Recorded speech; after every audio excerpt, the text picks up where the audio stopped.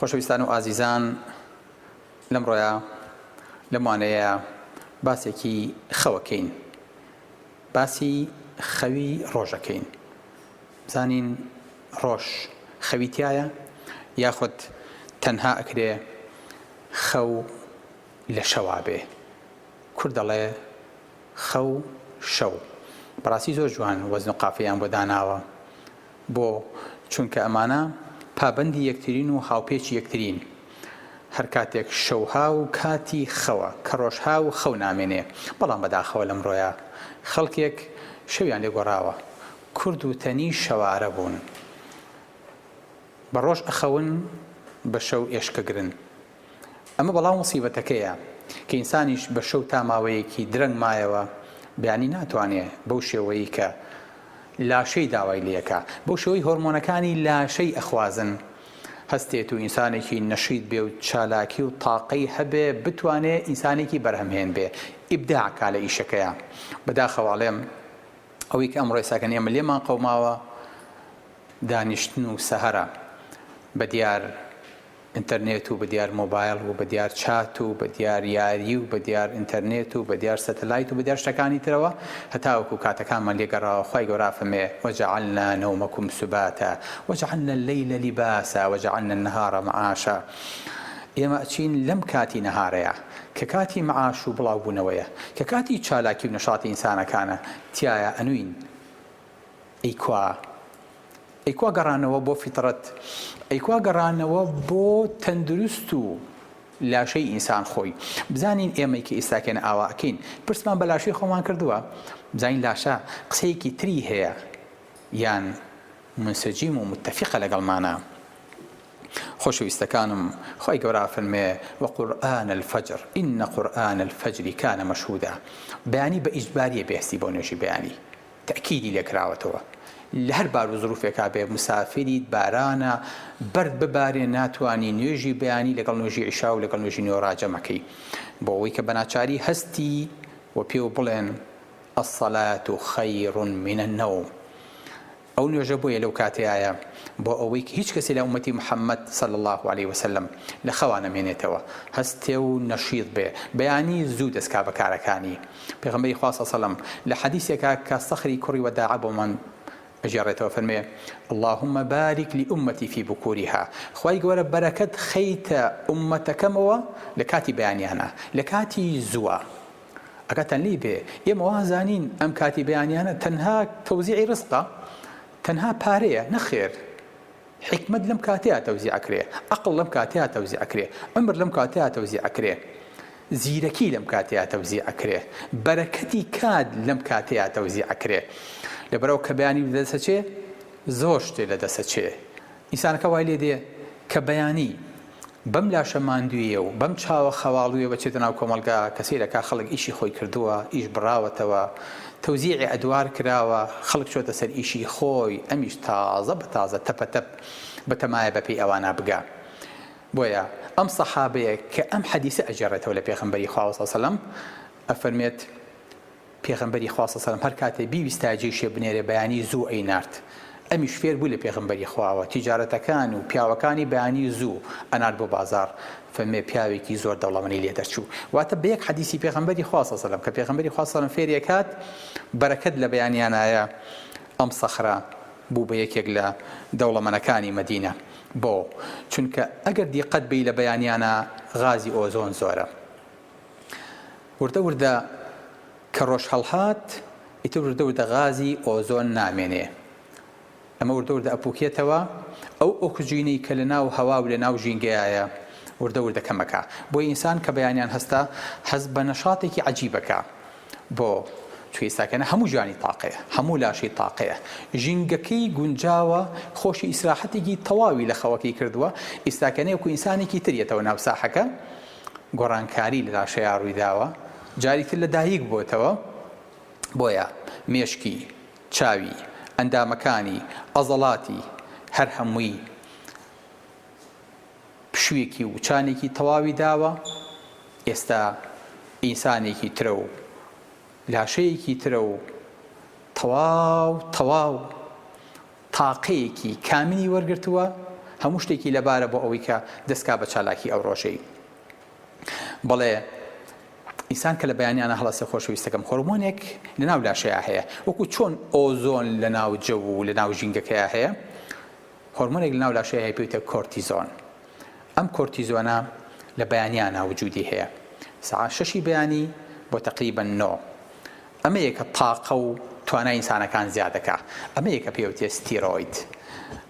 ئەم هۆرمۆنە لە بەیانیانە تقریباً 3 ئەونەی ئێوارانە، بۆیە دکتۆرەکە کە پێتەڵێ بڕۆ فەحسی هۆرمۆنی کۆرتیزۆنم بۆ بکە، ئەلێ بڕۆ لە بەیانیانە بیکە، لە کاتێکی معەیەنە فەحسەکەت پێەکە بۆ ئەوەی کە بزانێت چکە ڕێژەی بەیانیان و ئێوارانی جیایە لە یەکتری. ئەمەشە تەحدیدی تاقە و نشاطی ئینسانەکە. ئەمەیە شەکل لە خوێنە بەرزەکاتەوە بۆ ئەوەی کە ئینسان تاقە و جوڵەکانی بەکاربێنێ، شەکر بەکاربێنێ بۆ ئەوەی کە نشاط و چالاکیەکانی پێزیاد بێ. ئەمەیە زەختی ئینسان وردە وردە بەرزەکاتەوە بۆ ئەوەی کە ئینسان لەو پەڕی توانای بەدەنیا بێ و لاشی تەندروست بێ. ئەم هۆرمۆنە خۆشەویستەکانم وردە وردە لە دوای سەعاتنەوە ئاوا خاوە بێتەوە و هەتا وەکو ماڵاوای یەکاو نامێنێ. لەبەر ئەمە لاشە تەوقیت کراوە لەسەر مەواقیتی سەلات. سبحان الله، یعنی مامۆستا غازی ئۆزۆن لە پاییز و لە بەهارە بە یەک شێوە زیاد و کەم ناکەن نەخێر، پەیوەندی بە سەعاتەوە نییە، پەیوەندی بە نوێژی بەیانیەوە هەیە، پەیوەندی بە ڕۆژ هەڵهاتنەوە هەیە، پەیوەندی بە کاتەکانی نوێژی ئینسانەوە هەیە. بۆیە ئیسلام لەو کاتەی کە نوێژی بەیانیت پێیەکا لە پاییزە جیاوازە لەوەی کە لە بەهارا پێتەکە. فەرقەکەی زۆر زۆرە، 3 دانە سەعات جیاوازی هەیە، بۆیە ئەبێت تۆ بە پێی سەعاتی بایۆلۆجی لاشت بجوڵیتەوە، نەک بە پێی سەعاتی دەستت، چونکە ئەمەیەکە تەحەکوم بە لاشی تۆوەکە. بەڵێ خۆشەویستەکانم، بۆیە کۆرتیزۆن لەناو لاشەیە ئەمێنێتەوە و قووەتی زیاترە وردە وردە هەتا ئەگەیتە دەوری نیوەڕۆ. اینجا کە گەیشتیتە دەوری ئێوارە هۆرمۆنێکی تر سەر هەڵەیە کە پێوتێ میلاتۆنین. اینجا میلاتۆنین پێتەڵێ بخەوە، واتە ستیرۆید پێتەڵێ هەستە و نەشید بە و چالاک بە لە بەیانیانە نەخەویت. خەو لێ نەکەوێت، ئاگات لێ بێ، ئاگات لە من بێ، ئاگات لە لاشی خۆت بێ، ئاگات لە سەعیەکەت بێ، ئاگات لە کاسبێکەت بێ. بێنە بەرچاوی خۆت بەیانی زوو هەستاوی. لاشت نەشیت و چالاکە، بێنە بەرچاوی خۆشت هەتا چێش هەنگاو لێ خەوتویت و پاڵە لێیاوەتەوە. ئێساکەنە دەوروبەری نیوەڕۆی و تۆ تازە بە تازە خەبەرتە بێتەوە. ئەزانین چەند جیاوازی هەیە، ئەزانن جیاوازی لە بینی ئەم دوو ئینسانەیە وەکو مردوو زیندی وایە. بۆ چونکە ئەم ئینسانەی یەکەمیان کە هەستا و لە بەیانیانە و بە نەشاتێکی ترەوە بە سەحەتێکی ترەوە بەیانی هەستاوە زوو، ئێساکەنە پلانی ڕۆژەکەی کامل داناوە، ئیشەکانی جێبەجێ کردووە، مناڵەکەی بەڕێ کردەوە بۆ مەکتەب، ڕاضەی بەیانیانی کردووە بە هەموو هودوویەکەوە، پێش ئەوەی کە زەحمەتی ڕێگەکان دەست پێ بکا و جادەکان قەڵەباڵغ بن، هەڵەسێت ئەم زوو ئەگاتە سەرکاری خۆی.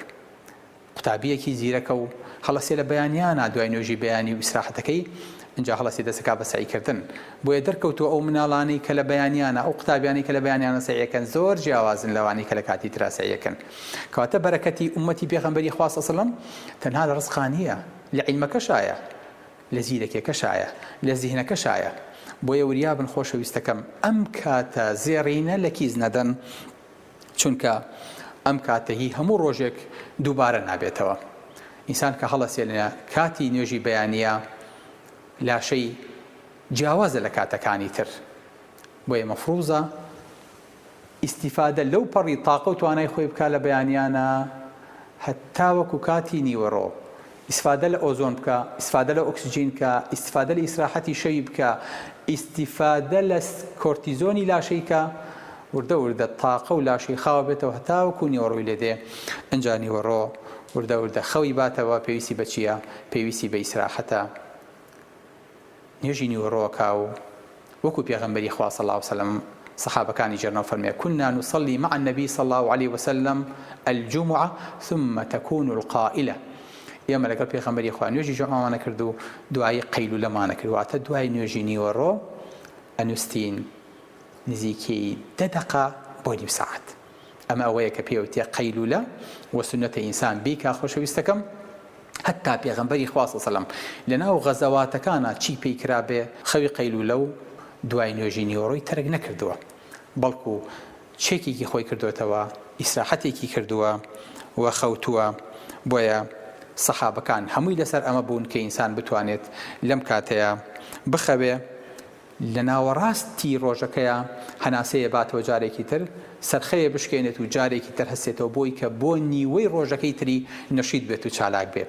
ئەتوانین وا بکەین، بەڵێ ئەتوانین وا بکەین کە ئێستاکەنە پێوترێ لەناو بەحسەکانە پێوترێ nodding of the midday، سەرخەوی یاخود ئیسراحەتی یاخود دوای نوێژی نیوەڕۆ خەوتنی نیوەی ڕۆژ.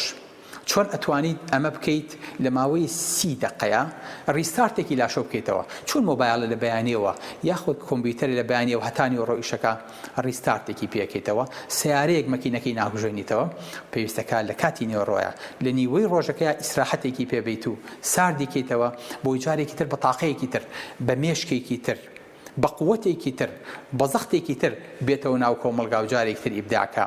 ئەمە پرۆگرامێکە خۆشەویستەکانم. تازە بە تازە بەحسەکان پێی گەیشتوون ئەڵێن ئینسان ضرورە. ناسا ئەفەرمێ ئەگەر کارمەند لە کاتی نیوەڕۆیە 45 دقەی ئیسراحەتی بیتێ لە سا 25 دقەی زیادەکە. دکتۆری ڕازیەکان ئەڵێن ئەوانەی کە ڕائەکەن ئەگەر لە کاتی نیوەڕۆیە 10 دقە بۆ 30 دقە خەویان بیتێ سورعەتیان زۆر زیاترەکە. بۆیە ئەبینیت ئەو کاتی خەو ئیسراحەتە کاتی حەوادثی مروریە، زۆربەی کارەساتەکانی ڕووداوەکانی هاتوچۆ لە شەوا ڕۆدا کە کاتی خەو و کاتی سیارە لێخوڕین نییە، و دووەم کاتی ڕووداوەکانی هاتوچۆ لە دوای نیوەڕۆ ئەگەر دیقەتان دابێ ڕۆدا. بۆ ئینسان کە لەو کاتەیە ئەخەوێت بەحسێکیان کردووە لە یۆنان 23,000 کەس بەشداری تیا کردووە. ئەفەرمێ بۆ ماوەی 6 ساڵ ئەم بەحسە بەردەوام بووە، لە 20 ساڵەوە هەتا 86 ساڵ تیا بەشداری کردووە. ئەوانەی کە لە نیوەڕوانە ئەخەون و ئیسراحەتێکن و چانەیەن جیاوازیان زۆرە، حتا لە مۆزوعی مردنیان بە جەڵتەی دەماغ و بە جەڵتەی دڵ لەوانەی کە ئیسراحەت ناکەن. بۆ ئەوانەی کە ئیسراحەتەکەن لاشەیان تەندروستترە و ژیانیان بەردەوامترە و کەمتر بەدەست شەلەل و زەخت و جەڵتە و نەخۆشەکانی ترەوە ئەناڵێن. الحەمدولله تازە و تازە عیلم بۆمانە سلمێنەوەی پێغەمبەری خوا کردی صلی الله علیه وسلم لە خەوی دوانی وەڕوانە تازە پێمانە فرۆشنەوە ئەڵێن ئەمە شتێکی باشە، ئەی بۆ پێشتر نەچووینە سەر ئەسڵی مەنهەجەکە و خۆمان فێری ئەوە بکەین کە پێغەمبەری خوا صلی الله علیه وسلم فێری کردوین. بەڵێ ئایزەکانم هەر کاتێک پابند بووین بە سنەتی پێغەمبەری خوا صلی الله علیه وسلم، هەر کاتێ وامان کرد لە ناو شوێنی دائیرە و لە ناو شوێنی کار و ئیشەکانمانە شوێنی ئیسراحەتمان دانابوو، چۆن شوێنی نان خواردنمان داناوە بۆ نیوەڕوان، شوێنێکی تایبەتیشمان هەبێ بڵین ئەمە بۆ ئیسراحەتی دوای نیوەڕوان، ئەو کاتە ئەتوانین بڵین تەندروستیمان تەندروستی خۆشەویستە صلی الله علیه وسلم. السلام علیکم ورحمة الله وبركاته.